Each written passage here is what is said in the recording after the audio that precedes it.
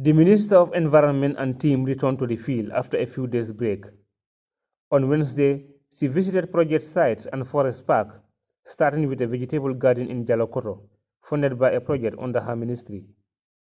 Here, the minister called for experts' advice to improve the performance of the vegetable crops, citing adaptation to land and climate realities. I would say the collaboration level is very low because you cannot have a garden, vegetable garden that is not being supported by or managed by the agriculture department, ministry.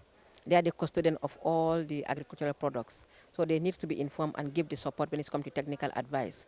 But we realize that women there are struggling in terms of some insects that they cannot control, and even the type of vegetable to plant in different years. And this is not helping. The delegation proceeded to Kafuta Forest Station and Forest Park, where the minister was briefed on the state of the forest, achievements and challenges. The minister inspected parts of the forest park, which has indigenous fruit trees with the potential to generate income for communities in the area. From Kafuta to the Kabafita Forest in Brikama, and finally to the Bijilo Forest Park.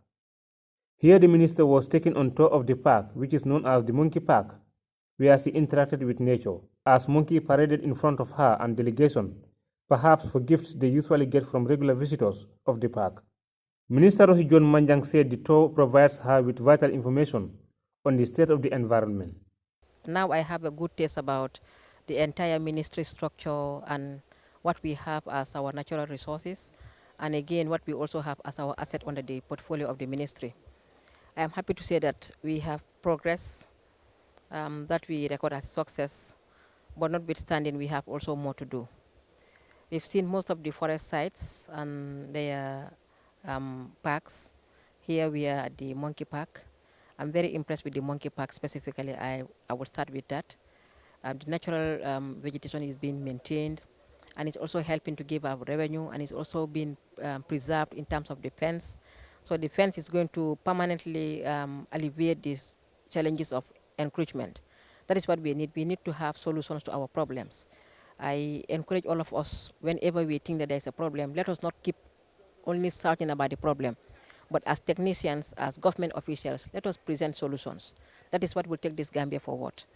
The director of forestry, Mohamed Jaite, said the forest will not be compromised for anything except for genuine and authorized use.